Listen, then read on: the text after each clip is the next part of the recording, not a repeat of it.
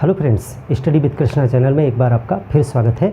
हम लोकसभा के स्पीकर पे बात कर रहे थे और कल कुछ माइक की तकनीकी ख़राबी की वजह से क्लास पूरी सही तरीके से आ नहीं पाई थी, इसीलिए आपको उसमें आधा चैप्टर मिला था, जहां पर हमने लोकसभा के अध्यक्ष और उपाध्यक्ष के निर्वाचन से संबंधित और उनको हटाए जाने से संबंधित प्रावधानों को पढ़ लिया था। आज की इस क्लास में हम स्पीकर के कार्य और शक्तियों पर बात करेंगे। तो चलिए देखते हैं कि स्पीकर के क्या क्या कार्य हैं और क्या क्या शक्तियाँ उसे मिली हुई हैं। तो देखिए, जो पहला कार्य है वो है सदन की प्रक्रिया का संचालन। ये सबसे इम्पोर्टेंट वर्क है। इसके अंतर्गत बहुत से कार्य आ जाते हैं, जैसे कि मसलन कुछ उदाहरण प्रक्रिया के संचालन में, जैसे अध्यक्षता वो करता है, और सदन के नेता के परामर्श से, देखिए सदन का नेता मतलब जो मुख्य नेता है, यानी प्रधानमंत्री आप कह सकते हो। सदन के नेता के परामर्श से कार्यक्रम का क्रम, यानी कि आज सदन में जो काम होंगे उनका क्रम क्या रहेगा, ये सब सदन के नेता के परामर्श से तय करता है। भाषण की अनुमति, समय कितनी देर कौन भाषण देगा, किसको कितना समय मिलेगा, ये सब कुछ। प्रश्न स्वीकारना, यानी कि अगर आप प्रश्न पूछना चाहते हैं सब उसी की अनुमति से होगा। और आप कह सकते हो कि सदन का मुख्य प्रवक्ता वही है, सदन का मुख्य प्रवक्ता, इसीलिए उसे स्पीकर कहा जाता है। सदन की तरफ से राष्ट्रपति और सदन के बीच में जो भी पत्राचार वार्तालाप होता है वो इन्हीं के माध्यम से होगा, स्पीकर के माध्यम से होगा। तो सदन के मुख्य प्रवक्ता हैं। और दल बदल के अगर कोई मामला आता है, दल बदल, इसको हम पढ़ेंगे डिटेल में। दल बदल कानून, अगर आप चाहेंगे तो दल बदल पे एक अलग से पूरी क्लास करनी पड़ेगी। एंटी डिफेक्शन लॉ बोलते हैं इसको, है 10वीं अनुसूची में इसे रखा गया है और एक इम्पॉर्टेंट करंट में बना रहता है। अक्सर जो है इस तरह के कार्य आपको देखने को मिलते हैं जब लगता है कि दल बदल कानून के तहत किसी की सदस्यता जा सकती है। तो दल बदल कानून के तहत सदस्यता समाप्त करने पर विचार पर निर्णय आप ले सकते हो। अंतिम निर्णय यही लेते हैं स्पीकर। इस तरह से जो सदन की प्रक्रिया है, सदन में जितने भी कार्य होते हैं, और शांति बनाए रखना, अनुशासन रखना आदि बहुत से काम होते हैं जो सदन को चलाने के लिए, एक सभा को चलाने के लिए, जितने आप देखते हो टीवी पे, अगर आप लोकसभा के जो होता है उस पर आप देखिए बैठक में, तो स्पीकर की अनुमति से ही, स्पीकर को ही संबोधित करके जो है नेता अपना भाषण देते हैं कि अध्यक्ष महोदय मैं अपनी ये बात रख रहा हूँ। अगर कोई उनको प्रश्न रखना होता है, जब हम प्रश्न पढ़ाएंगे तो उसमें देखेंगे कि प्रश्न भी स्वीकार अध्यक्ष ही करता है। प्रस्ताव किसी को रखना है तो प्रस्ताव भी स्वीकार अध्यक्ष करता है। और अंतिम वोटिंग करवाना, मतदान करवाना, ये सब कुछ अध्यक्ष का कार्य है। आप जितने भी देखते हैं सब कुछ है। मतदान कराना, निर्णय सुनाना, सब कुछ कि कोई प्रस्ताव पास हुआ या नहीं पास हुआ, ये सब कुछ स्पीकर सुनाता है। तो ये सारे कार्य आते हैं सदन की प्रक्रिया का संचालन। तो सदन की प्रक्रिया का संचालन मुख्य कार्य है जो लोकसभा का अध्यक्ष करता है। अब इसके संदर्भ में कुछ छूटें मिली हुई हैं। वो छूटें क्या हैं? देखिए, आपको एक आर्टिकल यहाँ पढ़ना होगा कि ये सदन की प्रक्रिया का संचालन जो है वो न्यायालय में जो है प्रश्नगत नहीं होगा। ये सदन की प्रक्रिया के संचालन से संबंधित कोई भी कार्य होगा वो न्यायालय की क्षेत्राधिकार से बाहर है। ये मुख्य पॉइंट है जो आपको जानना है। न्यायालय के क्षेत्राधिकार से बाहर। ये बिंदु आप नोट करें और इसी को इस पॉइंट में मेन रूप से यही समझना है। ये सब कुछ तो बहुत इजी है, आपको लिखना अगर हो तो आप लिख सकते हैं कि सदन की प्रक्रिया का संचालन करता है। अब ये जो लाइन हमने लिखी कि न्यायालय के क्षेत्राधिकार से बाहर है सदन की प्रक्रिया का संचालन, इसका मतलब क्या है? तो इसके लिए आपको आर्टिकल 122 जानना होगा। आर्टिकल 122 क्या कहता है? आर्टिकल अनुच्छेद 122 ये संसद के संदर्भ में है। इसमें दो बातें हैं। पहली बात ये है कि सदन की प्रक्रिया, देखिए जब सदन शब्द हम इस्तेमाल कर रहे हैं तो सिर्फ लोकसभा की बात यहाँ पे की जा रही है। सदन या तो राज्यसभा की बात करेंगे या लोकसभा की बात करेंगे। तो यहाँ पे जब हम लोकसभा अध्यक्ष की बात कर रहे हैं तो इस संदर्भ में सदन का मतलब राज्यसभा है या लोकसभा? यहाँ पे मतलब है लोकसभा। तो चाहे तो आप यहाँ पे लोकसभा भी लिख सकते हैं, लोकसभा की प्रक्रिया का संचालन। लेकिन यहाँ पे हमने सदन शब्द अच्छा रहेगा, सदन भी आप समझें क्या होता है। तो ये सदन की प्रक्रिया का संचालन करता है। तो क्या ये राज्यसभा का थोड़ी ना करने लगेगा, जा करके अपने सदन का करेगा, और इसका अपना सदन लोकसभा है। अब जो आर्टिकल 22 है वो सदन से रिलेटेड नहीं है, वो संसद से रिलेटेड है, और संसद में लोकसभा और राज्यसभा दोनों आ जाएंगी। यानी कि अब जो हम बात बताने जा रहे हैं वो यहाँ भी लागू है, और ये जब हम राज्यसभा पढ़ेंगे तो वहाँ सभापति के अधिकार में भी लागू हो जाएगी। तो इसको देखें, आर्टिकल 22 क्या कहता है कि संसद, अब देखिए संसद शब्द जब इस्तेमाल कर रहे हैं तो इसमें ये सदन भी आ गया और राज्यसभा भी आ गया, तो ये दोनों पे बात लागू हो जाएगी। तो आर्टिकल 122 कहता है कि संसद की प्रक्रिया के संचालन में किया गया, इसको हम दो टुकड़ों में बताएंगे। पहली बात क्या है? संसद की प्रक्रिया के संचालन में किया गया कार्य न्यायालय में प्रश्नगत नहीं होगा।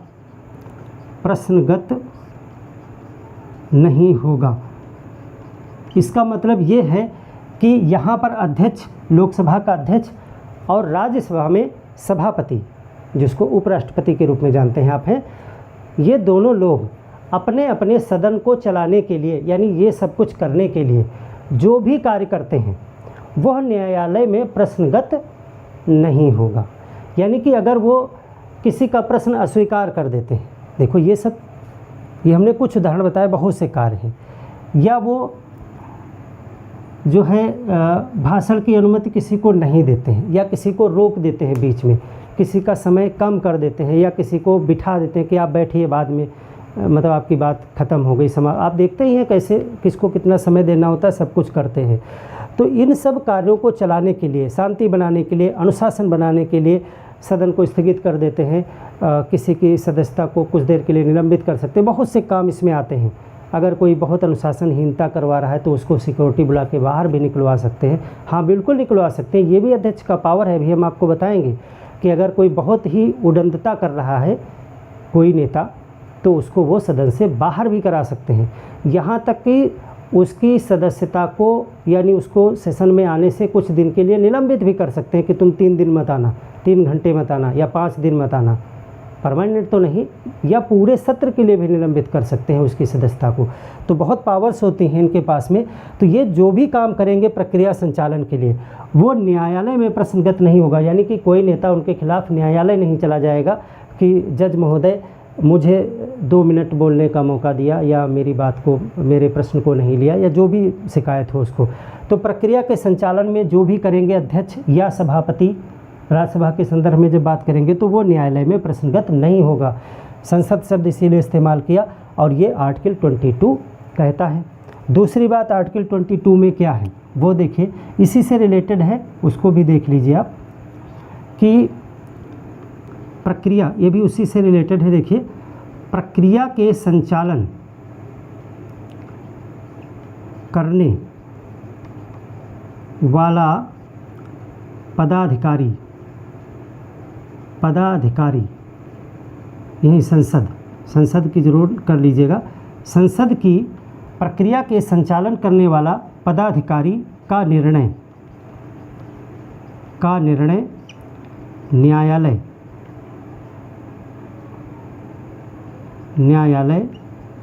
के क्षेत्राधिकार से बाहर होगा, क्षेत्राधिकार से बाहर होगा। ये चीज़ यानी कि वो इस सब को करने में अगर कोई निर्णय लेता है तो वो निर्णय उसका जो है क्षेत्राधिकार से बाहर होगा, उसको न्यायालय में चुनौती नहीं दी जा सकती है। हालांकि इसका एकमात्र अपवाद हम आगे चल करके जब दल बदल कानून को डिटेल में पढ़ेंगे तो आप देखोगे कि इसमें एक बिंदु आएगा ऐसा, हालांकि शुरुआत में नहीं था लेकिन बाद में 91 कॉन्स्टिट्यूशनल अमेंडमेंट के द्वारा जो चीज़ लाई गई है हम उस पर भी देखेंगे क्या चीज़ें हैं। और फिर एक केस हुआ था सुप्रीम कोर्ट में, उसमें एक पेच आएगा इसमें, जब देखेंगे कि अध्यक्ष का लिया गया निर्णय भी न्यायालय में प्रश्नगत हो जाता है।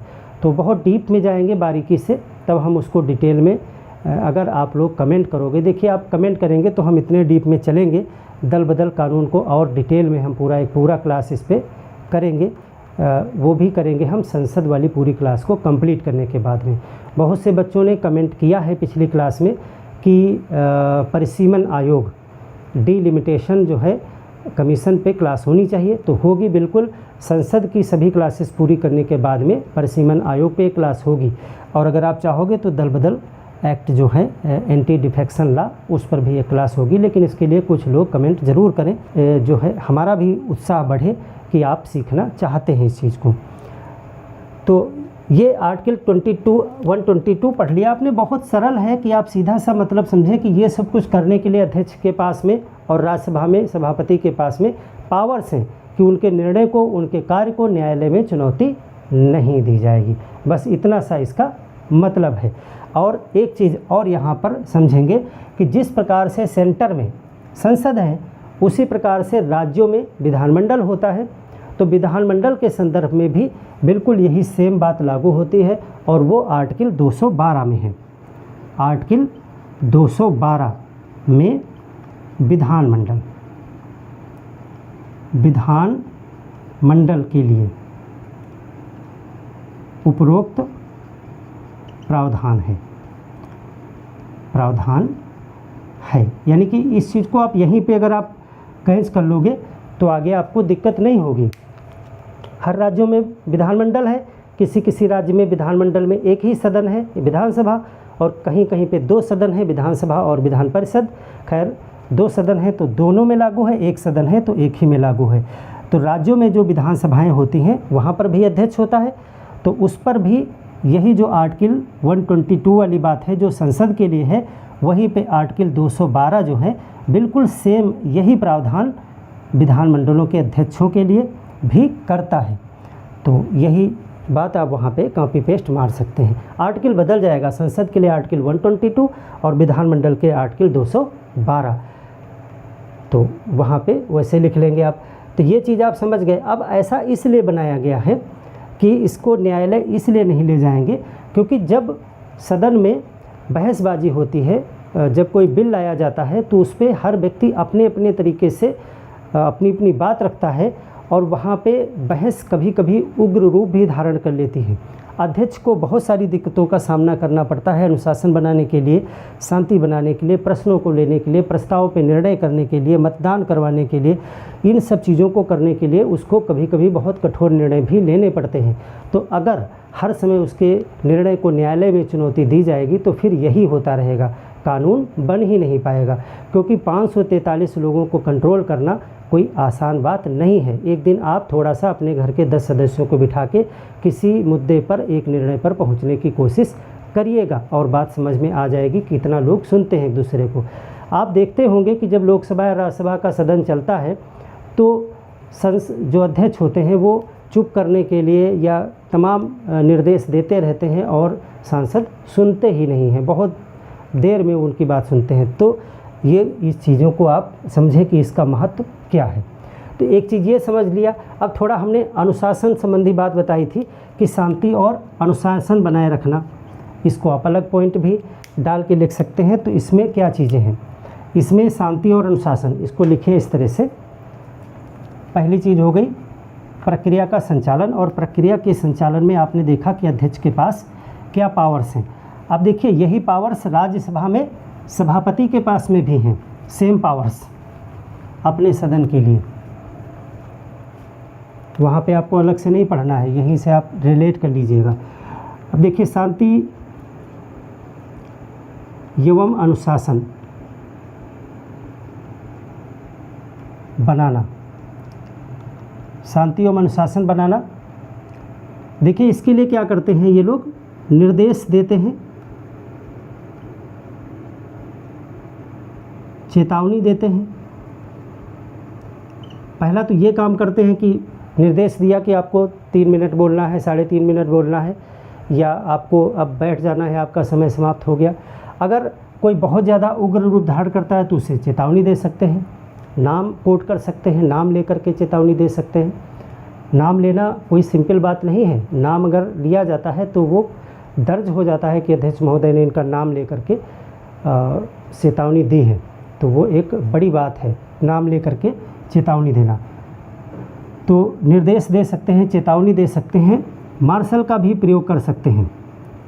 मार्शल का प्रयोग यानी कि एक प्रकार से सिक्योरिटी का प्रयोग कर सकते हैं, सिक्योरिटी पुलिस का प्रयोग। अगर ऐसी कोई स्थिति आती है तो सिक्योरिटी को बुला करके भी जो है सांसद महोदय को निस्तोनाबूद किया जा सकता है, यानी कि उनको रोका जा सकता है वैसा करने से। कोई अगर बहुत उदंडता, उग्रता या हमलावर हो रहा है तो सिक्योरिटी को बुला करके यानी मार्शल का भी प्रयोग कर सकते हैं। और क्या कर सकते हैं, फिर इतने से भी बात नहीं बन सकती है तो क्या करते हैं कि सदस्य को कुछ समय या पूरे सत्र के लिए निलंबित भी कर सकते हैं। ये जो है एक बहुत बड़ा अधिकार है इनके पास में। यानी कि कोई सांसद महोदय बहुत ज़्यादा उग्रता कर रहे हैं, बहुत ज़्यादा बिल्कुल अनुशासनहीनता पे उतर आए हैं जानबूझ करके, तो उनको कुछ समय के लिए कि उनसे कह दिया गया कि आज की मीटिंग से बाहर हो जाइए आप चुपचाप, यानी कि आप निलंबित हो गए, आप जो है सदन में नहीं कार्रवाई में भाग लेंगे, या कुछ समय के लिए कर दिया 2 दिन 3 दिन के लिए, या पूरे के पूरे सत्र के लिए जब तक बैठ के चलेंगे आप नहीं आ सकते, निलंबित कर दिया गया आपको। तो इस तरह से इन अधिकारों का प्रयोग करके स्पीकर जो है वो सदन में क्या बनाते हैं, अनुशासन बनाते हैं। तो ये हो गई अनुशासन की बात। अब देखिए ये प्रक्रिया का संचालन देखा आपने, अनुशासन देखा, और चीज़ें देखिए क्या क्या मुख्य मुख्य चीज़ों पे बात करेंगे। आपको बहुत सारी चीज़ें पता ही हैं स्पीकर क्या करते हैं। और देखिए एक बहुत महत्वपूर्ण अधिकार है स्पीकर के पास में, वो धन विधेयक से संबंधित है। देखिए धन विधेयक पर निर्णय, धन विधेयक पर एक निर्णय लेने का अधिकार स्पीकर के पास में होता है। वो क्या अधिकार है, धन विधेयक क्या होता है, वो आपको आर्टिकल 110 में मिलेगा। धन विधेयक, देखिए धन विधेयक को हम पढ़ेंगे डिटेल में, अभी संसद चैप्टर ही चल रहा है, इसमें हम आपको विधेयक कितने प्रकार के होते हैं, विधेयक मुख्यतः 3 प्रकार के होते हैं। देखिए विधेयक क्या होता है हम बताएंगे आपको डिटेल में। जब भी कोई विधि बननी होती है, जब भी कोई एक्ट बनना होता है, तो उसका प्रारंभिक चरण यानी उसका मसौदा या कह सकते हो ड्राफ्ट, यानी जो विधि बनानी है उस विधि को एक प्रस्ताव के रूप में पहले रखा जाता है, उसी को विधेयक कहा जाता है, बिल कहा जाता है। जब वो प्रस्ताव दोनों सदनों से पारित हो जाता है, राष्ट्रपति साइन कर देते हैं, तब वो विधि बन जाता है, तब उसके पास बल आ जाता है, विधिक शक्ति आ जाती है। तो विधेयक जो होते हैं वो कई प्रकार के होते हैं। साधारण विधेयक, जैसे कोई कानून बनाना है, मान लेते हैं कि कोई संपत्ति पे कानून बनाना है, मान लेते हैं कि कोई किसी अपराध के संदर्भ में कानून बनाना है, तो वो साधारण विधि है। अगर कोई ऐसी विधि बनानी है जिसमें धन का इन्वॉल्व होना है, यानी कोई कर लगाना है या पैसा का मामला है, तो वो वित्त विधेयक हो जाता है। वित्त विधेयक में ही एक कैटेगरी होती है धन विधेयक की। और एक लाया जाता है संशोधन विधेयक। संविधान संशोधन करने के लिए जब विधेयक लाया जाता है तो उसे संविधान संशोधन विधेयक कहते हैं। तो 3 प्रकार के विधेयक होते हैं, मूल रूप से। बाकी हम उस पर डिटेल में जाएंगे, बहुत वर्गीकरण है उसमें, काफ़ी चीज़ें हैं। तो धन विधेयक एक प्रकार का वित्त विधेयक का ही एक रूप है। तो धन विधेयक के संदर्भ में एक चीज़ ये होती है कि धन विधेयक पहली चीज़ है तो ये 110 आर्टिकल 110 में वर्णन है इसका, यानी कि जो प्रावधान आर्टिकल 110 में दिए गए हैं अगर उनमें से कोई चीज़ किसी विधेयक में है तो वो धन विधेयक है। दूसरी चीज़, उसको लोकसभा में ही रखा जाता है। देखिए धन विधेयक मैं नहीं पढ़ा रहा हूँ अभी, मैं आपको धन विधेयक पढ़ाऊँगा तो डिटेल में बताऊँगा, लेकिन धन विधेयक के संदर्भ में ये बातें आप जानोगे तभी आप यहाँ पे स्पीकर का कार्य समझ पाओगे कि धन विधेयक पे क्या निर्णय लेता है स्पीकर। धन विधेयक वो विधेयक होता है जिसमें आर्टिकल 110 में लिखी गई बातें होती हैं। अब आर्टिकल 110 में क्या बातें हैं वो हम आपको बाद में बताएंगे जब पढ़ाएंगे इसको। लोकसभा में ही रखा जाता है, में ही अंडरलाइन करिए, लोकसभा में ही रखा जाता है। और एक चीज़ ये है कि ये राष्ट्रपति की पूर्व अनुमति से रखा जाता है, राष्ट्रपति की पूर्व अनुमति से, और राष्ट्रपति इस पर वीटो नहीं लगा सकता है। पूर्व अनुमति यानी पहले ही पूछ लिया जाता है कि राष्ट्रपति महोदय ये धन विधेयक रखे जाएंगे, इसको अनुमति दीजिए, तो पहले ही यस कर देते हैं। तो इसका मतलब बाद में जब उनके पास वो पहुंचेगा तब वो नहीं कह सकते हैं कि मैं इस पर हस्ताक्षर नहीं करूंगा, क्योंकि आपने पहले से ही यस कर रखा है, तो ये पहले ही पूछ लिया जाता है उनसे। तो ये 3 बातें बहुत विशेष हैं, और इस 3 बातों के कारण एक चीज़ आपने देखी कि इसको लोकसभा में ही रखा जाएगा और राष्ट्रपति की पूर्व अनुमति से रखा जाएगा। इसका मतलब ये कोई विशेष विधेयक है। तो कौन सा विधेयक धन विधेयक होगा या नहीं होगा, इसका फैसला कौन करेगा? अगर हम कहने लगे कि ये भी साहब धन विधेयक है, ये भी धन विधेयक है, वो भी धन विधेयक है, तो फिर सब पे यही प्रक्रिया हमको करनी पड़ेगी, यानी लोकसभा में ही उसको रखेंगे, राष्ट्रपति की पूर्व अनुमति लेंगे, और भी बहुत सी बातें होती हैं। तो फिर ये फैसला कौन करेगा कि कौन सा विधेयक धन विधेयक है? तो आर्टिकल 110 में ही ये भी प्रावधान किया गया है कि धन विधेयक को प्रमाणित करेगा कौन? तो वो करेगा लोकसभा का स्पीकर, और ये प्रमाण पत्र अंतिम होगा। यानी अगर लोकसभा के स्पीकर ने कह दिया कि ये विधेयक धन विधेयक है और उस पर अपना प्रमाण पत्र लगा दिया, तो फिर वो अंतिम निर्णय हो जाएगा, फिर वो धन विधेयक है। तो यही बात मैं बताना चाह रहा था कि धन विधेयक पर निर्णय, देखिए कोई विधेयक आप इस तरह से लिखेंगे, कोई विधेयक धन विधेयक है या नहीं, विधेयक है या नहीं, निर्णय कौन लेगा? स्पीकर लेगा। ये निर्णय स्पीकर लेगा। तो एक बात तो ये है, और दूसरी बात इसी के साथ में है कि स्पीकर का निर्णय अंतिम होगा, यानी आप उसे काट नहीं सकते, इसके बाद और किसी से नहीं पूछा जाएगा, भले उसमें कोई कमी हो, अंतिम होगा। और ये दोनों ही बातें आर्टिकल 110 में जहाँ धन विधेयक का प्रावधान लिखा गया है उसी में ये दोनों बातें भी रखी गई हैं क्लास में, अलग अलग क्लास में। तो कभी भी आपसे ये क्वेश्चन आ सकता है कि धन विधेयक को कौन प्रमाणित करेगा? तो कौन करेगा? अध्यक्ष प्रमाणित करेगा। यानी कि धन विधेयक पे निर्णय यानी प्रमाण करना। कौन प्रमाणित करेगा कि ये विधेयक धन विधेयक है? तो आपका उत्तर होगा लोकसभा का स्पीकर। ये चीज़ राज्यसभा से रिलेटेड है ही नहीं, क्योंकि ये लोकसभा में ही रखा जाता है। तो अगर किसी विधेयक में लोकसभा के स्पीकर ने एक प्रमाण पत्र लगा दिया कि ये जो विधेयक है वो धन विधेयक है, तो फिर उसकी पूरी प्रक्रिया शुरुआत जो है वो लोकसभा से ही होगी। राष्ट्रपति की पहले अनुमति ले ली जाएगी उस पर, और राज्यसभा के पास में सीमित शक्तियां रह जाएंगी उसके संदर्भ में। अब ये सारा डिटेल हम आगे पढ़ेंगे जब विधेयक को डिटेल में पढ़ेंगे। तो ये स्पीकर की एक पावर आपने देखी कि एक बड़ी पावर है धन विधेयक के संदर्भ में। अब देखिए अगली चीज़, एक आपने संयुक्त बैठक सुना होगा, संयुक्त बैठक, उसके संदर्भ में स्पीकर के पास में क्या शक्ति है उसको ज़रा देखें डिटेल में। ये चौथा या पांचवा नंबर होगा, नंबरिंग आप अपने आप से कर लीजिएगा। स्पीकर जो होता है, स्पीकर यानी लोकसभा स्पीकर, स्पीकर लोकसभा एवं राज्यसभा के संयुक्त बैठक, ज्वाइंट सिटिंग, संयुक्त बैठक, ज्वाइंट सिटिंग की अध्यक्षता करता है, की अध्यक्षता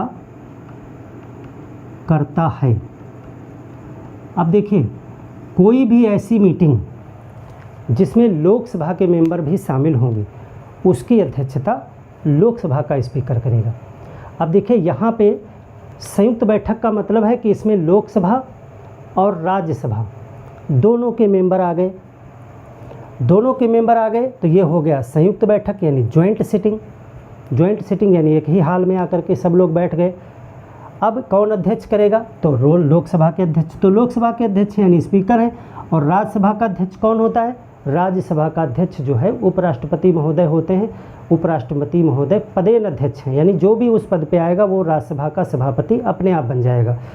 तो अब यहाँ पे इनको मौका क्यों नहीं मिला, भाई ज्वाइंट सिटिंग है तो ये भी तो हो सकता है कि उपराष्ट्रपति महोदय जो सभापति हैं वो इस बैठक की अध्यक्षता कर लें, या फिर ये लोकसभा अध्यक्ष कर लें, या फिर एक एक बार कर लें।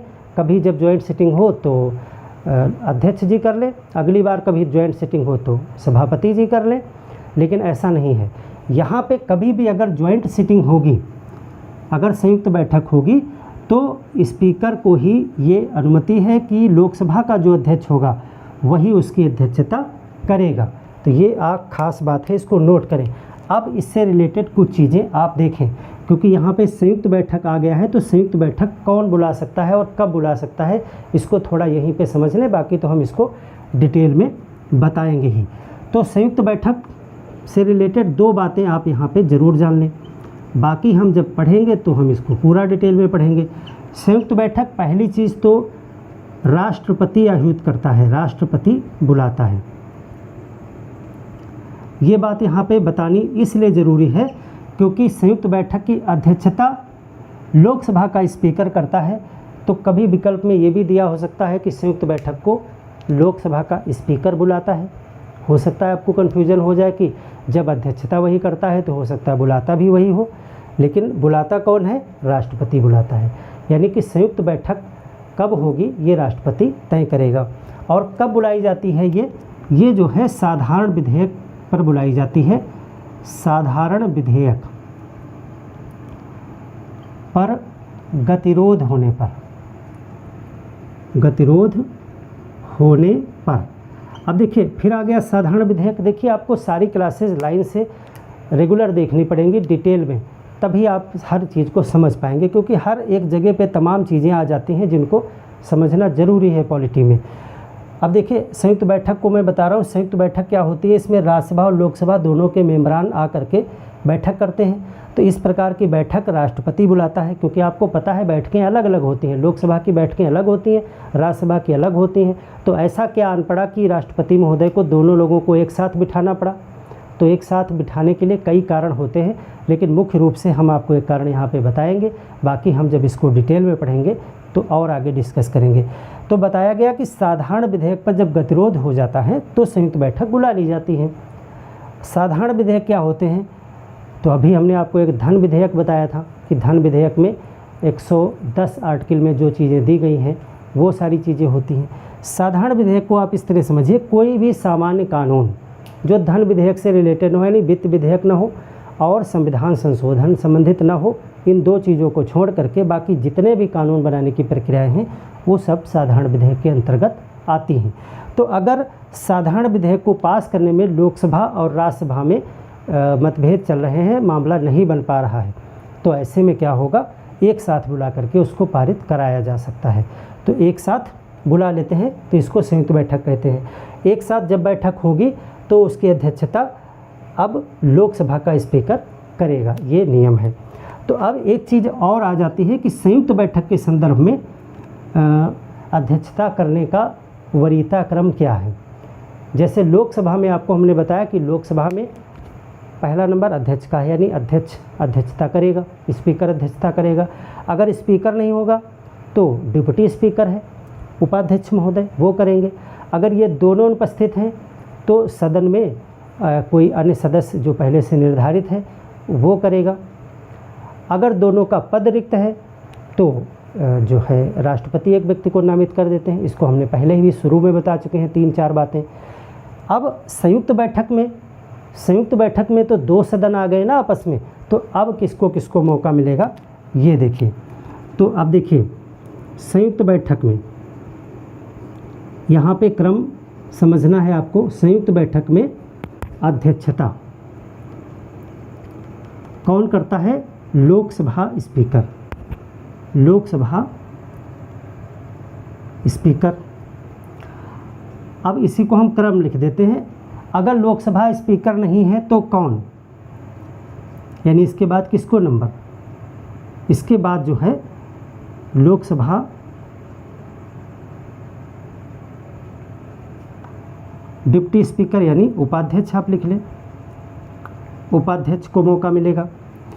अगर ये भी अनुपस्थित हैं, ये नहीं है, तो किसको मिलेगा? अब लोकसभा के दोनों तो हो गए, तो क्या राज्यसभा से सभापति को नंबर मिल जाएगा तीसरा? नहीं, सभापति को नहीं मिलेगा। यहीं पे गलती मत करिएगा। इसके देखिए लोकसभा स्पीकर करेगा, इसके बाद लोकसभा का उपाध्यक्ष करेगा। यदि उपाध्यक्ष भी नहीं है तो अब राज्यसभा से आएंगे। राज्यसभा के उपसभापति, उपसभापति, यहीं पे देखिए अब क्वेश्चन एक निकलेगा और एक शंका भी उत्पन्न होगी कि सभापति को क्यों नहीं मौका मिल रहा है। राज्यसभा के उपसभापति को मौका मिलेगा। अगर ये भी नहीं है तो किसको मौका मिलेगा? तो फिर सदस्य आपस में तय करेंगे,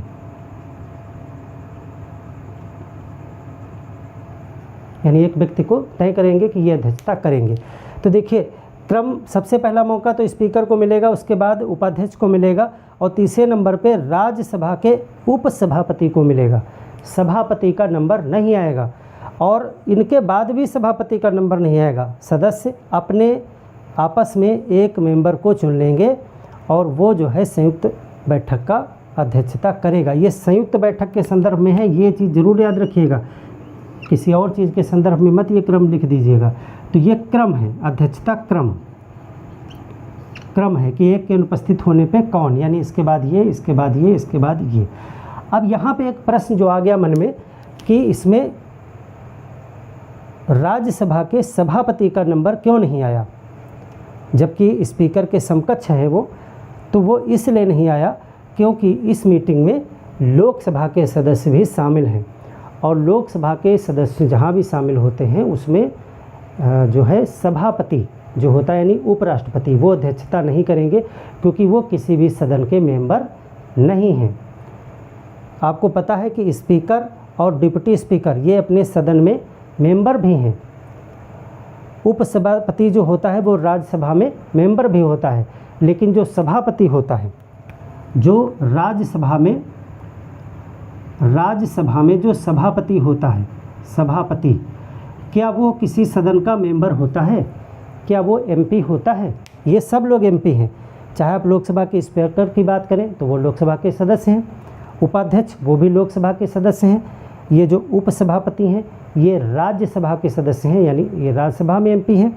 और अगर आपस में तय करेंगे तब भी वो आपस में से किसी सदस्य को लाएंगे। लेकिन जो राज्यसभा का सभापति होता है वह किसी भी सदन का सदस्य नहीं होता है। वो कौन होता है? वो तो उपराष्ट्रपति महोदय होते हैं। उपराष्ट्रपति, जो भी उपराष्ट्रपति होते हैं वही सभापति बन जाते हैं। तो उपराष्ट्रपति के जब आप चैप्टर को पढ़े होंगे तो उसमें ये लिखा है कि जो उपराष्ट्रपति होगा वही राज्यसभा का पदेन सभापति हो जाएगा। पदेन शब्द का मतलब ये होता है कि जो भी इस पद पर होगा वो अपने आप इस पद पर आ जाएगा, यानी दोनों पद वही संभालेगा। तो उपराष्ट्रपति सभापति बन जाते हैं और वो राज्यसभा का जो मीटिंग है उसकी अध्यक्षता कर सकते हैं। अब वो लोकसभा का नहीं कर सकते हैं, क्योंकि लोकसभा की अध्यक्षता करने के लिए उस व्यक्ति को सदन का सदस्य होना अनिवार्य है। तो अब चूंकि इस संयुक्त बैठक आ गई, तो संयुक्त बैठक की अध्यक्षता सभापति नहीं कर पाएंगे, क्योंकि ये सदन के मेंबर नहीं हैं। तो क्या संयुक्त बैठक में ये भाग लेंगे? संयुक्त बैठक में ये भाग भी नहीं लेंगे, क्योंकि ये सदस्य हैं ही नहीं। यहाँ पे सिर्फ सदस्य मीटिंग में भाग लेंगे। अध्यक्षता करने के लिए सिर्फ ये होते हैं राज्यसभा की। तो चूँकि इनको अध्यक्षता करनी नहीं है, तो मेंबर ये हैं नहीं, तो मेंबर हैं नहीं तो संयुक्त बैठक में भाग भी नहीं लेंगे। जब भाग नहीं लेंगे तो अध्यक्षता भी नहीं कर सकते। तो आशा है ये कॉन्सेप्ट आप समझ गए होंगे कि ये जो सभापति है वो संयुक्त मीटिंग की अध्यक्षता क्यों नहीं करेगा, क्योंकि ये मीटिंग में भाग ही नहीं लेगा, क्योंकि ये मेंबर नहीं है। तो ये चीज़ आप समझ गए। अब हम देखते हैं इसके आगे स्पीकर की एक और शक्ति के विषय में, जो बहुत इम्पॉर्टेंट है, उसको ज़रा देखें। उससे रिलेटेड चीज़ें बहुत ही इंटरेस्टिंग हैं और थोड़ा डीप में भी जाके हम डिस्कस करेंगे, ताकि आप उस चीज़ को अच्छे से कैच कर पाए। उससे कई क्वेश्चन आपके बन सकते हैं। देखिए, हमने आपको बताया कि विधेयक होता है, इसको आप ज़रा समझ लें। विधेयक होता है जो सदन में रखा जाता है। लोकसभा में भी होते हैं, राज्यसभा में भी होते हैं, दोनों जगह से विधेयक। हम पूरी प्रक्रिया को समझेंगे। तो जब विधेयक होता है तो विधेयक पे उसको पारित किया जाता है। पारित करने का मतलब है उसको पास किया जाता है, पास करना। यानी कि अगर विधेयक को लोकसभा में रखा गया है, अब देखिए राज्यसभा में रखा गया तो राज्यसभा की बात हो गई। हम यहाँ पे चूँकि लोकसभा को पढ़ रहे हैं तो हम समझ लेते हैं ये विधेयक लोकसभा में रखा गया। तो जब लोकसभा में विधेयक रखा जाएगा तो उसको पारित किया जाएगा, यानी कि चर्चा होगी, सब कुछ होगा। उसके बाद में अब कहा जाएगा कि भाई बताइए कितने लोग इसके पक्ष में हैं, तो वोटिंग करा ली जाएगी। वोटिंग कई प्रकार से हो सकती है, हाथ खड़ा करके, बोल करके, हाँ ना, या फिर नहीं बात बनी हाँ ना से, लगा कि बराबर बराबर आ रहा है तो वोटिंग करा लो, यानी बटन दबवा लो। कई तरीके से होता है, तो उसको कहते हैं पारित करना। तो अगर वो पास हो जाता है तो ठीक है। अगर कभी ऐसी स्थिति आ जाए कि वोटिंग बराबर हो जाए, आधे लोग कह दें कि हाँ, आधे लोग कह दें ना, तो ऐसी स्थिति में ये होता है कि अब क्या किया जाए। तब एक जो है स्पीकर के पास में स्पेशल पावर होती है, उसको कहते हैं निर्णायक मत। यानी कि अब जो वोट डाली जाएगी उससे निर्णय हो जाएगा। अगर उसने हाँ की तरफ बटन दबा दिया तो निर्णय हो गया कि हाँ पास, और अगर उसने ना में बटन दबा दिया तो निर्णय हो गया ना। इसका मतलब है कि आखिरी वोट, निर्णायक वोट, कास्टिंग वोट कौन डाल सकता है? वो डाल सकता है लोकसभा का अध्यक्ष। और लोकसभा का अध्यक्ष सामान्यतः वोट नहीं डालेगा, यानी कि जब ये पारित किया जा रहा होगा तब वो वोट नहीं डालेगा, उसकी वोट बची रखी जाती है। वो वोट तभी डाल सकता है जब निर्णय पे आके बात फंस जाए, यानी बराबर हो जाए। और अगर बराबर नहीं हुआ तो फिर वो वोट नहीं डालेगा। ये दोनों चीज़ें आपको याद रखनी है। तो इसको आप लिखें, स्पीकर के एक पावर में लिखें, नंबर 6 शायद होगा, क्रम अपने आप सही कर लीजिएगा कि लोकसभा स्पीकर निर्णायक। इसमें दो बातें आप लिखें, दोनों बातों को समझिए। लोकसभा स्पीकर क्या करता है? प्रथम मत नहीं डालता, निर्णायक मत डालता है। प्रथम मत को कहते हैं फर्स्ट वोट। फर्स्ट वोट नहीं डालता, निर्णायक मत यानी कास्टिंग वोट डालता है। अब इस वाले बिंदु में बहुत सारी चीज़ें मैं आपको बताऊंगा, वो सब चीज़ें क्वेश्चन बन सकती हैं और वो बारीक चीज़ें हैं, उसको ज़रा गौर से आप समझिए। प्रथम मत का मतलब ये नहीं है कि जब मत पढ़ रहे हो तो सबसे पहले वोट देना, इसको फर्स्ट वोट नहीं कहते। फर्स्ट वोट का मतलब है पहले राउंड की वोट। देखिए जो मत होता है, मतदान कई प्रकार से हो सकता है। मतदान कई प्रकार से हो सकता है, यहाँ पे मैं लिख रहा हूँ, देखिए मतदान। एक तो ध्वनिमत होता है, आपने कभी सुना होगा। अभी सब चीज़ क्लियर हो जाएगी, थोड़ा इस कॉन्सेप्ट को समझिए। ध्वनिमत, इसको वॉइस वोट कहते हैं, वॉइस वोटिंग। ये अध्यक्ष अगर चाहे तो करवा सकता है, यानी ये भी पावर है, अध्यक्ष चाहे। यानी कि अध्यक्ष को लगता है कि नॉर्मल माहौल है और पास होने की संभावना है या नहीं पास होने की पूरी संभावना है, यानी एक तरफ खुला पड़ रहा है, उसको लगता है कि बस हाथ खड़े करके हाँ ना करके, यानी शोर मचा करके आप कह दीजिए कि पास या ना पास, क्योंकि वो वोटिंग कराने में बड़ा टाइम लगेगा। तो अगर खुला मामला लग रहा है, कभी कभी पहले से ही पता हो जाता है कि ये पास होगा या नहीं पास होगा, तो अध्यक्ष ये निर्णय करेगा कि इस पे मतदान कैसे कराना है। तो कहेंगे चलिए ध्वनि मतदान से कर लेते हैं। तो कहते आपने सुना होगा कि ये ध्वनि मत से पारित हुआ, तो उसमें कहते हैं हाँ भाई जितने लोग पक्ष में हों वो एस बोलिए और नहीं है तो नेस बोलिए, यानी एस या नो बोलिए, और या हाथ खड़े करने का सिस्टम। तो ध्वनि मत में या तो हाँ बोला जाता है या ना बोला जाता है। तो अगर हाँ बोल रहे हैं यानी एस बोल रहे हैं तो इसको एस कहा जाता है, AYES। और अगर ना बोल रहे हैं यानी नो बोलना है तो आप NYES यानी नेज। एज या नेज, एज और नेज शब्द जो है होते हैं जिनका मतलब होता है यस या नो। तो ये चिल्ला के होता है, बोला हाँ हाँ हाँ हाँ पारित कर दीजिए। तो इसमें कन्फ्यूज़न हो सकता है कि नहीं हो सकता है। कभी हो सकता है कि यस बोलने वाले लोग उतना शोर ना मचा पाएँ जितना नो बोलने वाले शोर मचा दें, और संख्या इनकी भले कम हो ना बोलने वालों की, लेकिन शोर ज़्यादा हो सकता है इनका। तो ऐसे में भ्रम भी हो सकता है कि ना बोलने वाले ज़्यादा हैं या हाँ बोलने वाले ज़्यादा हैं। तो ये मामला कभी कभी गलत भी हो सकता है। तो ऐसे में एक सिस्टम ये है कि अगर किसी को आपत्ति है, अगर एक सदस्य भी आपत्ति दर्ज कराता है कि मुझे आप लग रहा है कि हाँ बोलने वाले ज़्यादा थे और ना बोलने वाले कम थे और मुझे आपत्ति है निर्णय पे, तो फिर ये वॉइस वोटिंग के बजाय आपको जो है मतदान करवाना पड़ेगा, यानी मत विभाजन उसको बोलते हैं। अगला क्या तरीका हो सकता है, मत विभाजन, यानी अलग अलग बांटिए यस और नो वाले। मत विभाजन इसका मतलब है अब मतदान होगा। मत विभाजन यानी डिवीज़न वोट, डिवीज़न वोट। मत विभाजन का मतलब है कि अगर ध्वनि मत से नहीं काम चलेगा तो ये बराबरी का मामला लग रहा है तो फिर अब अलग अलग वोट डलवाई जाएगी। तो सिस्टम होते हैं, अब तो तकनीक आ गई, बैलेट का कोई झंझट ही नहीं है। हर सीट पे बटन लगे होते हैं, वही बटन आपको दबाना होता है कि एक जो है ग्रीन बटन लगा दिया गया, ग्रीन लगा हुआ है, एक रेड लगा हुआ है, रेड लगा हुआ है ऐसे, और एक वाइट लगा हुआ है।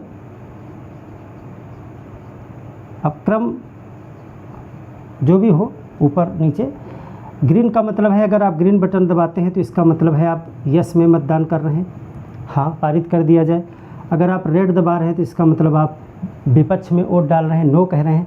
अगर आप व्हाइट दबा रहे हैं इसका मतलब आप तटस्थ हैं, यानी कि आप ना यस कर रहे हैं ना नो कर रहे हैं, लेकिन अपनी वोट आप दे रहे हैं कि मैं ना तो हाँ कह रहा हूँ ना तो ना कह रहा हूँ। तो इस तरह से मत विभाजन हो जाता है। तो मत विभाजन ये ध्वनि मत से पारित कराना या मत विभाजन कराना, ये सब कौन कराता है, लोकसभा का स्पीकर कराता है। ये भी एक इसकी पावर है। अब फर्स्ट वोट क्या है?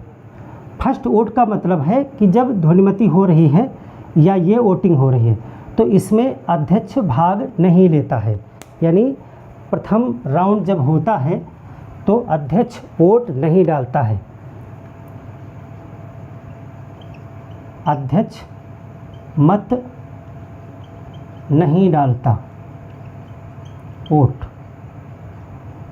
First vote.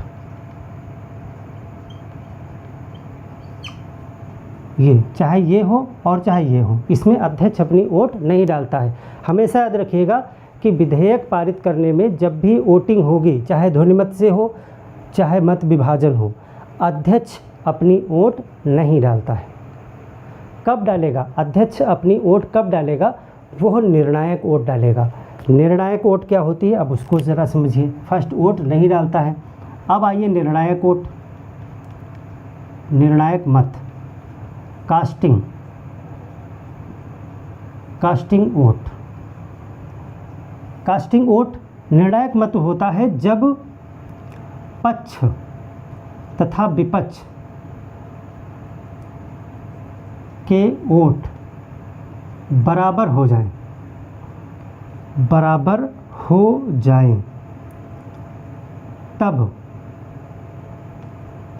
तब अध्यक्ष निर्णायक मत डालता है। सामान्य नहीं, निर्णायक मत डालता है। यानी कि निर्णायक मत हर बार नहीं डाला जाएगा। ऐसा नहीं कि लास्ट में अध्यक्ष हर बार अपनी वोट डालेगा, उसको निर्णायक मत कहा जाएगा।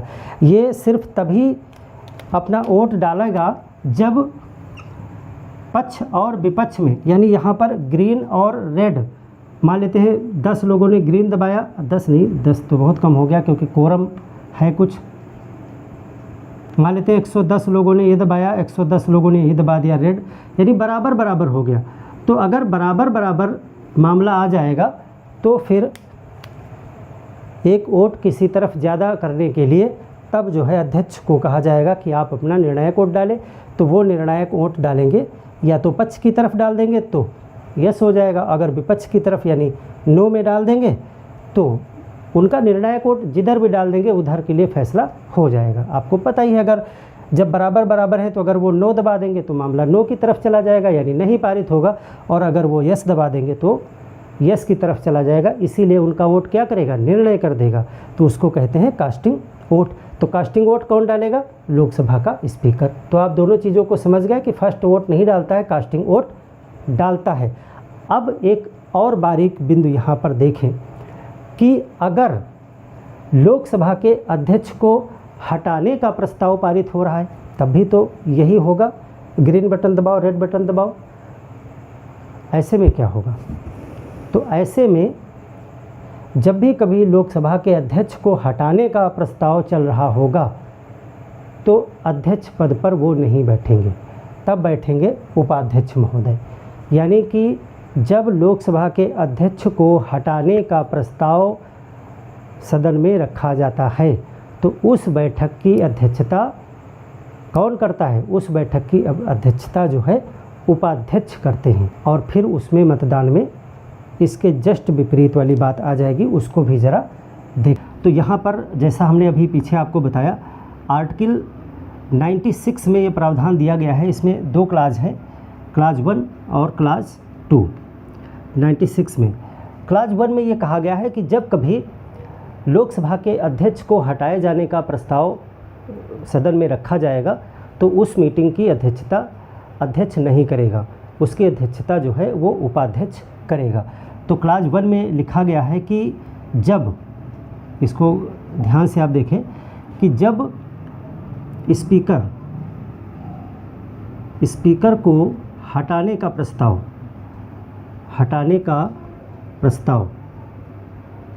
रखा जाएगा, यानी कि जितने दिन इस पे चर्चा होगी तो अध्यक्षता उस दिन अध्यक्षता कौन करेगा, उस दिन अध्यक्षता जो है उपाध्यक्ष करेगा। तो इसका मतलब है कि उस दिन अध्यक्ष की सारी शक्तियां किसके पास होंगी, उपाध्यक्ष के पास होंगी। जाहिर सी बात है कि अगर अध्यक्ष को हटाए जाने का प्रस्ताव रखा जा रहा है तो अध्यक्ष स्वयं अगर अध्यक्षता करेगा, और मान लेते हैं फॉर एग्जाम्पल कि मतदान बराबर पे आ गया, यानी जितने लोगों ने हटाए जाने के पक्ष में वोट दिया उतने लोगों ने हटाए नहीं जाने के पक्ष में वोट दिया, तो बराबर पे हो गया। तो फिर निर्णायक मत अध्यक्ष देगा। तो अध्यक्ष कब अपने खिलाफ वोट देगा, वो तो यही कहेगा कि ना हटाया जाए। तो ऐसे में सही निर्णय नहीं हो पाएगा। इसीलिए उस दिन जब उसको हटाए जाने के प्रस्ताव होगा तो अध्यक्षता कौन करेगा, उपाध्यक्ष करेगा। तो फिर मतदान पे भी फर्क पड़ जाएगा। तो इसी संदर्भ में कहा गया है कि जब स्पीकर को हटाने का प्रस्ताव रखा जाएगा तो उस दिन एक दूसरी चीज़ ये भी होगी, उस दिन जो अध्यक्ष है जिसके खिलाफ ये लाया गया है, उस दिन अध्यक्ष एक सामान्य सदस्य की तरह सदन में भाग लेगा, सदन की कार्रवाई में भाग लेगा। ऐसा नहीं होगा कि अध्यक्ष को सदन में बोलने का मौका नहीं मिलेगा, अध्यक्ष को सदन की कार्रवाई में भाग लेने का मौका नहीं मिलेगा या मतदान करने का मौका नहीं मिलेगा। उस दिन अध्यक्ष एक सामान्य सदस्य की तरह, यानी दूसरे लोकसभा के सदस्य जैसे भाग लेते हैं वैसे ही अध्यक्ष भी भाग लेगा और अध्यक्ष की जगह उपाध्यक्ष जो है वो अध्यक्षता करेगा। तो फिर इसके मतदान की जो प्रणाली भी हमने पीछे आपको बताई कि अध्यक्ष निर्णायक मत डालता है और फर्स्ट वोट नहीं डालता है, यहाँ पर बात बदल जाएगी। यानी कि अब जो है उस दिन अध्यक्ष प्रथम मत डालेगा,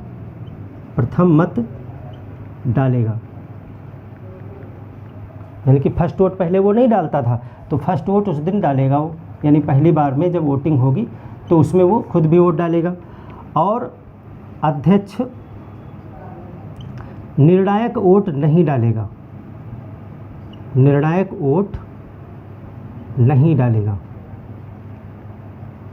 उस दिन अध्यक्ष निर्णायक वोट नहीं डालेगा। उस दिन निर्णायक वोट कौन डाल सकता है? ये उपाध्यक्ष जो अध्यक्षता कर रहा है वो डालेगा। तो इसमें कुछ भी कठिन नहीं, सिंपल सी बात है कि उस दिन आप अध्यक्ष को एक सामान्य सदस्य के रूप में मान के चलें, तो सामान्य सदस्य जैसे वोटिंग करते हैं वैसे वो करेगा और निर्णायक वोट वो नहीं डालेगा। तो ये आर्टिकल 96 में कहा गया है। अब ये चीज़ आपने जान ली। एक चीज़ और देखें, ये तो शक्ति आपने समझ ली मतदान के संदर्भ में। आपसे क्वेश्चन किया जा सकता है कि वह एक कौन सी मात्र परिस्थिति हो सकती है जब लोकसभा का स्पीकर निर्णायक मत नहीं डाल सकता। तो सामान्य सभी जो विधेयक हैं उस पर निर्णायक मत वोट देगा, लेकिन जब खुद उसके खिलाफ प्रस्ताव लाया जाएगा तो वह निर्णायक मत नहीं डालेगा। क्यों? क्योंकि वो उस दिन अध्यक्षता ही नहीं करेगा।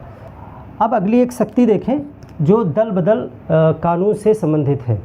दल बदल कानून के आधार पर अगर किसी सदस्य की सदस्यता को भंग किया जाना है, हम दल बदल कानून को डिटेल में पढ़ेंगे, उसमें हम बताएंगे कि कब दल बदल कानून लागू होता है।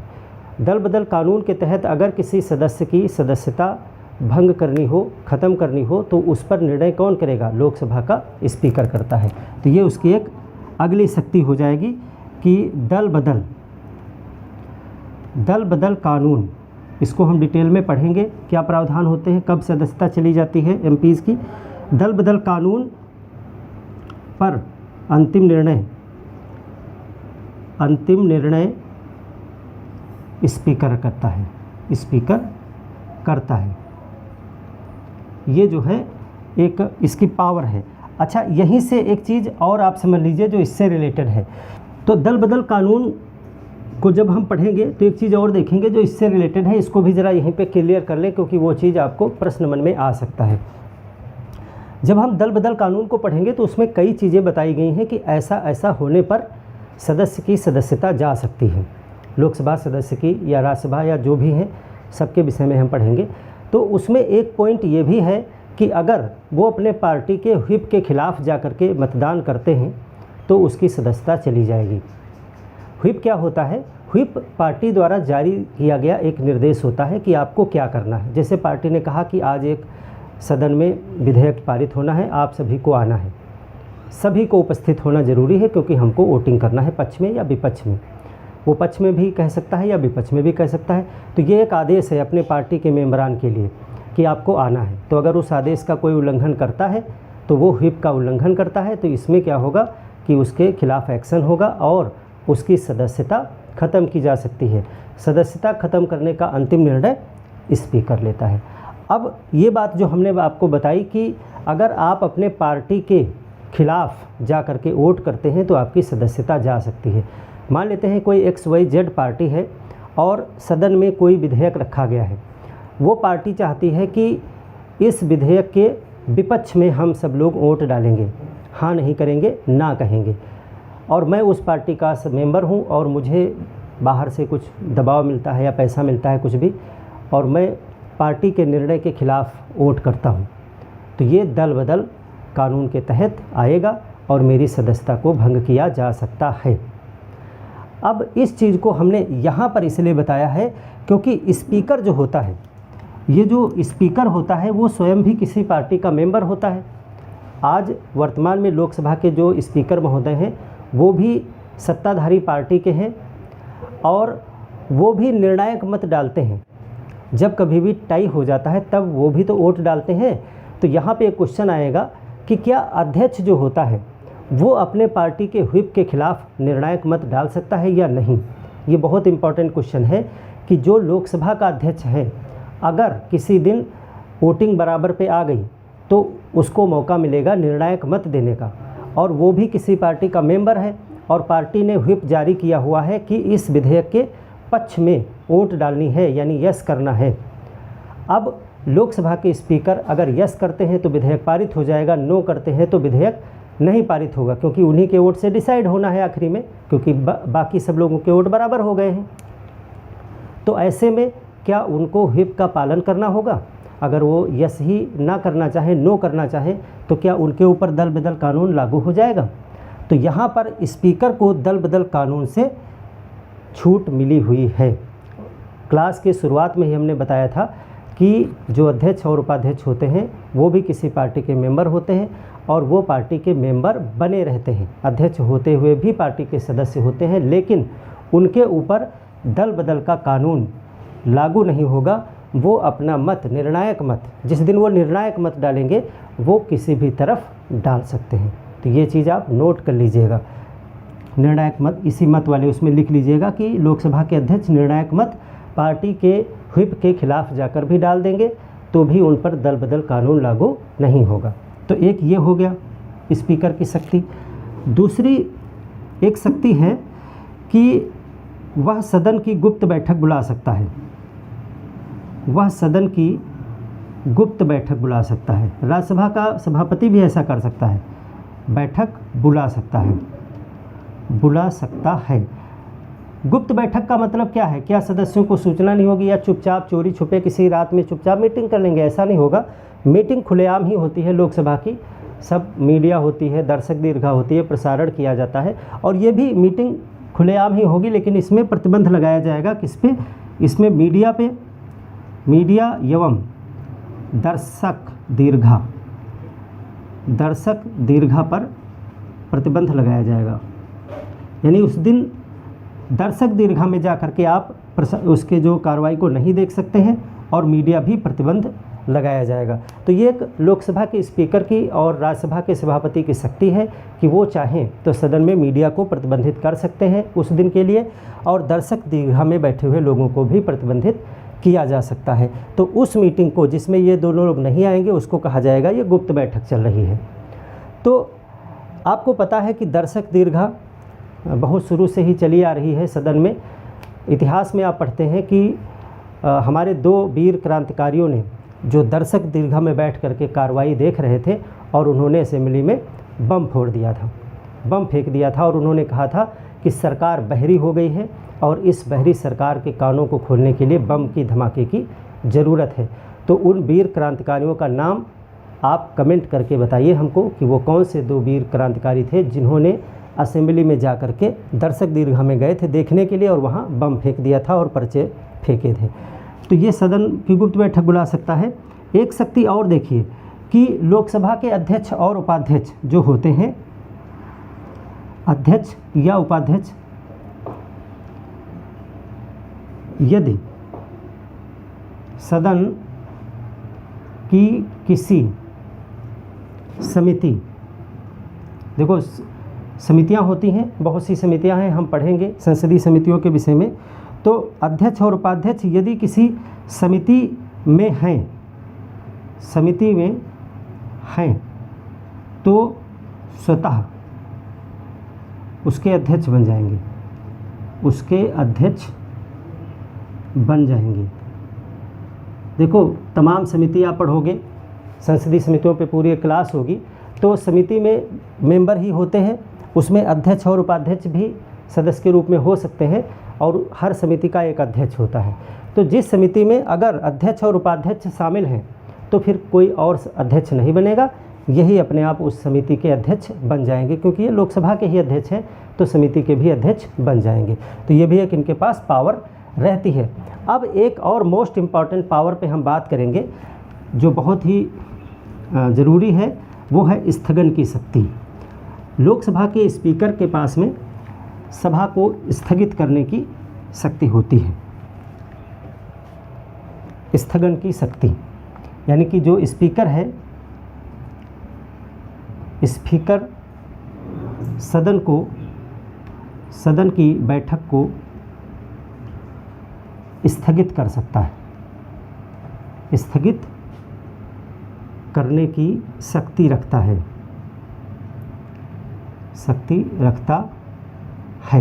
स्थगित मतलब एडजर्नमेंट।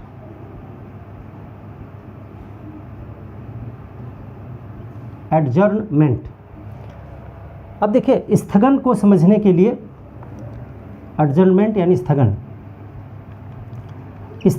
क्या होता है, इसको समझने के लिए 2-3 शब्द आपको क्लियर होने चाहिए। हालांकि इस चीज़ को हम आगे और डिटेल में डिफ़ाइन करेंगे जब क्लास आएगी इससे रिलेटेड, लेकिन यहाँ पे आपको समझना ज़रूरी है कि एक चीज़ होती है, देखिए सत्र, सेशन बोलते हैं इसको, सेशन। सत्र क्या होता है? आप सुनते हैं कि बजट सत्र चल रहा है, मानसून सत्र चल रहा है या शीतकालीन सत्र चल रहा है। तो ये क्या होते हैं? विधायिका क्या है, यानी संसद क्या है? संसद जो है विधि बनाती है। तो विधि बनाने का मतलब है कि जो सदस्य हैं वो लोग कहीं पे इकट्ठा होंगे तभी तो विधि बनेगी, कि अपने घर में बैठ करके विधि बना देंगे। तो जितने भी सांसद लोग होते हैं, सांसद लोगों को बुलाया जाता है कि सब लोग आ जाइए, एकत्रित होइए, और 20 दिन 25 दिन एक टाइम फ्रेम निर्धारित किया जाता है कि इतने दिन बैठ करके आप कानून बनाइए। तो ये जो टाइम की एक मीटिंग होती है, इसको कहा जाता है सत्र या सेशन। तो सेशन क्या है? सेशन जो है, सांसद लोग जो होते हैं, एमपी लोग जो होते हैं, लोकसभा राज्यसभा के सांसद विधि बनाने के लिए एकत्रित होते हैं, विधि बनाने के लिए एकत्रित होते हैं, कुछ दिन के लिए एकत्रित होते हैं, और वो टोटल जो टाइम होता है उसको एक सेशन कहा जाता है, एक सत्र कहा जाता है। संविधान में ये प्रावधान है कि एक सत्र के बाद में दूसरा सत्र जब होता है उसके बीच में कुछ दिन का अवकाश रहता है, तो वो अवकाश जो है वो 6 महीने से ज़्यादा नहीं होना चाहिए, ऐसा प्रावधान है। और भारत में सामान्यतः 3 सेशन बुलाए जाते हैं। पहला जो साल के शुरुआत में होता है उसको बजट सत्र कहते हैं, उसमें बजट का काम होता है, और दूसरा बारिश के महीने में होता है तो उसे मानसून सत्र कहते हैं, और तीसरा ठंडक में होता है जाकर के, जिसे शीतकालीन सत्र कहते हैं, और ये कुछ दिनों तक चलता है। सब इसको हम सेशन के विषय में डिटेल में पढ़ेंगे, लेकिन यहाँ पे आप जानें कि सत्र क्या है। सांसद जब विधि बनाने के लिए एकत्रित होते हैं तो उसे सेशन कहा जाता है। अब ये क्या अपने आप किसी भी टाइम एकत्रित हो जाते हैं? नहीं, इनको बुलाया जाता है, तो उसको कहते हैं सत्र का आवाहन। सत्र का आवाहन या आहूत करना या बुलाना, यानी कि कौन कहता है कि आइए और विधि बनाइए, यानी सत्र को बुलाता कौन है? तो ये करता है काम राष्ट्रपति का पावर है ये, कि विधि बनाने के लिए दोनों ही सदनों के सदस्यों को कौन बुलाता है? राष्ट्रपति बुलाता है। तो इसको कहते हैं सत्र का आवाहन किया, यानी बुलाया है।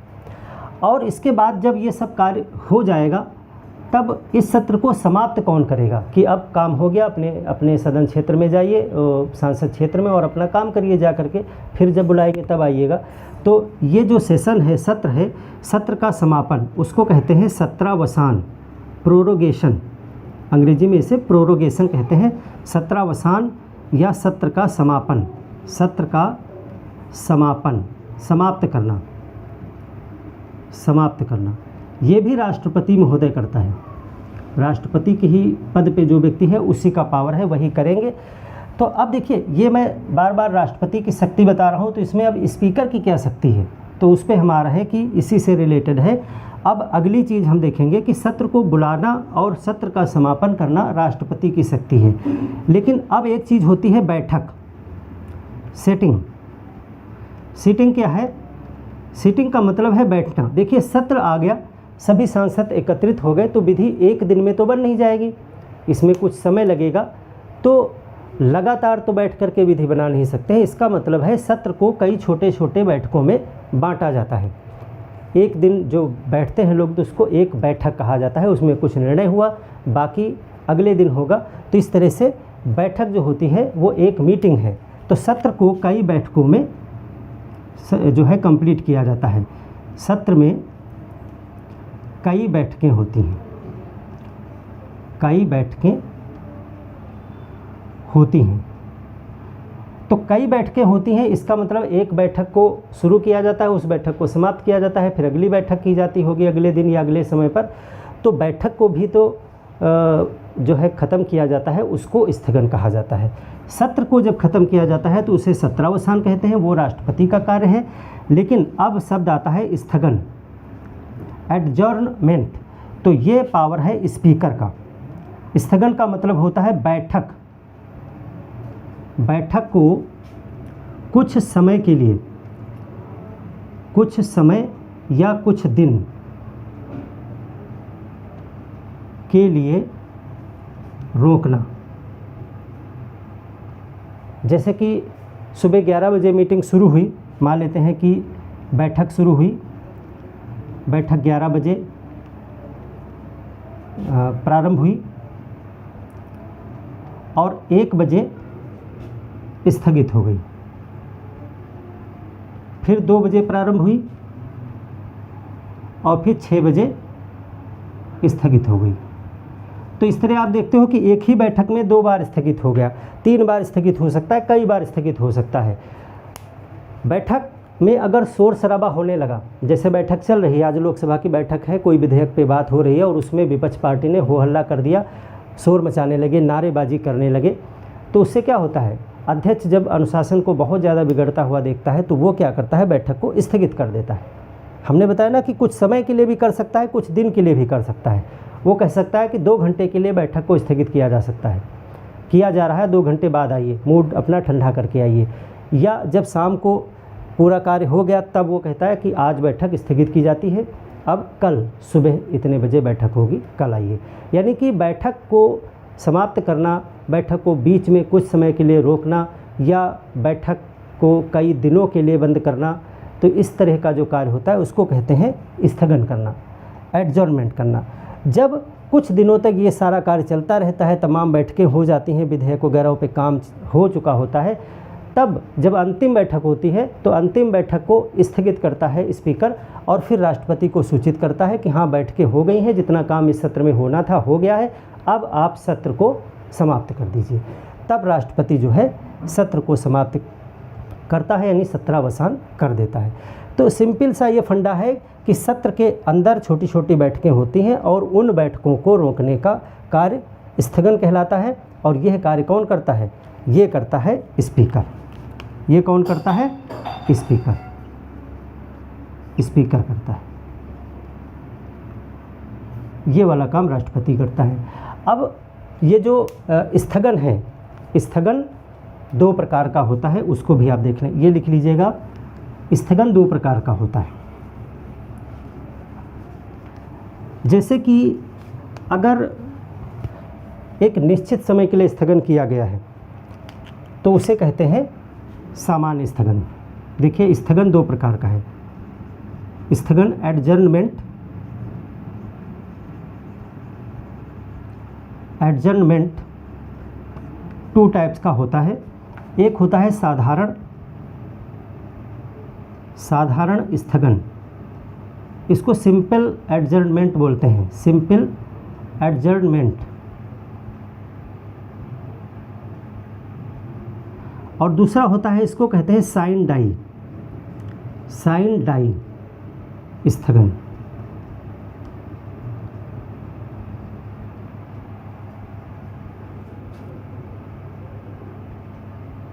साइन डाई एडजर्नमेंट, क्या अंतर है दोनों में।